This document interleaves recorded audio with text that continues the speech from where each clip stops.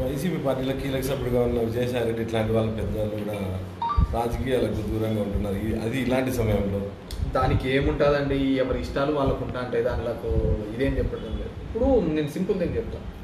ఈ సిస్టంలోకి వచ్చిన రాకముందు సాయిరెడ్డి అనే వ్యక్తి జగన్మోహన్ రెడ్డికి సంబంధించి లేకుంటే వాళ్ళ కుటుంబానికి సంబంధించిన ఒక ఆడిటర్. ఆయన జగన్మోహన్ రెడ్డితో పాటు కేసులో ఇరిగించిన తర్వాత పోయినాడు. సరే నేను పోయినాను కాబట్టి నేను జగన్మోహన్ రెడ్డితో సెయిల్ కావాలనుకున్నాడు, వచ్చినాడు, అయిపోయింది. గవర్నమెంట్లోకి వచ్చినాడు, పోయినాడు, రాజ్యసభ 2 సార్లు తీసుకున్నాడు.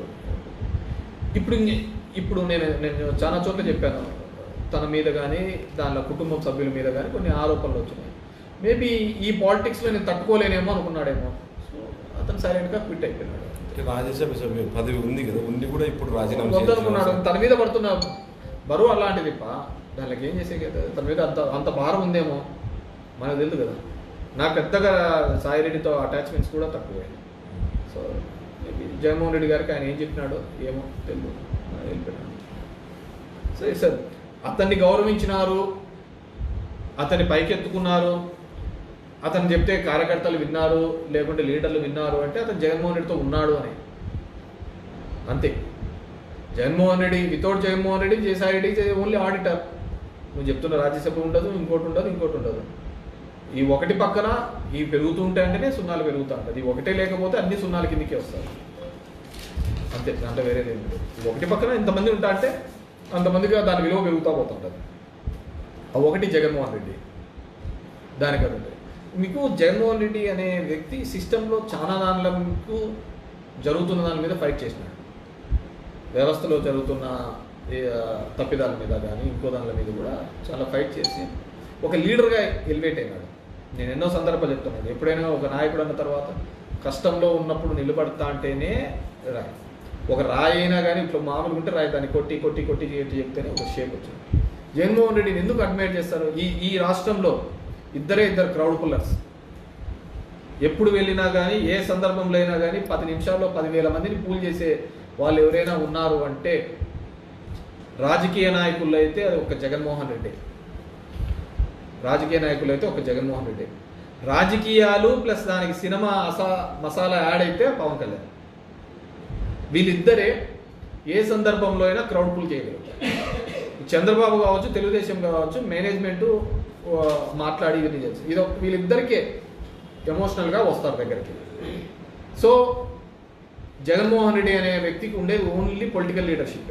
ఇక్కడ సినిమా గ్లామరు, సినిమా హీరోయిజం ఇవన్నీ కూడా పవన్ కళ్యాణ్ వచ్చేస్తాయి.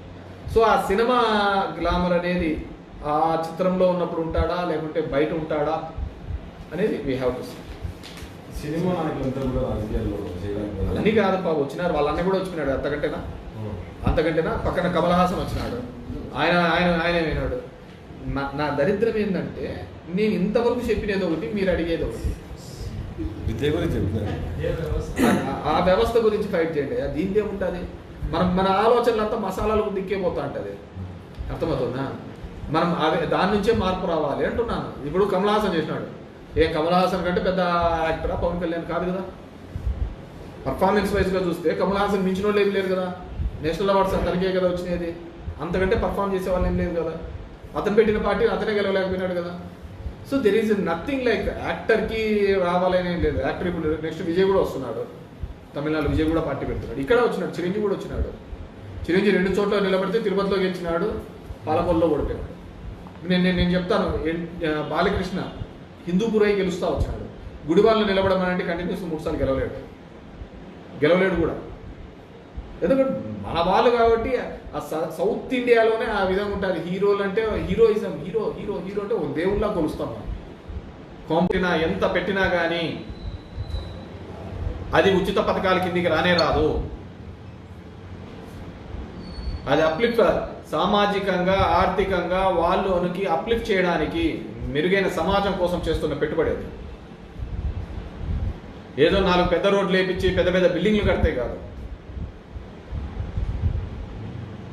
అది ఎంతమంది ఆర్థికవేత్తలు ఈరోజు మాట్లాడుతున్నారు టీవీ డిస్కషన్లో, దీనిలో చెప్తే ఎంతమంది ఆర్థికవేత్తలు కానీ సామాజికవేత్తలు కానీ చెప్పమనండి. ఒక పిల్లవాడు స్కూలుకు పోవడానికి ఆ పిల్లవానికి అమ్మఒడి రూపంలో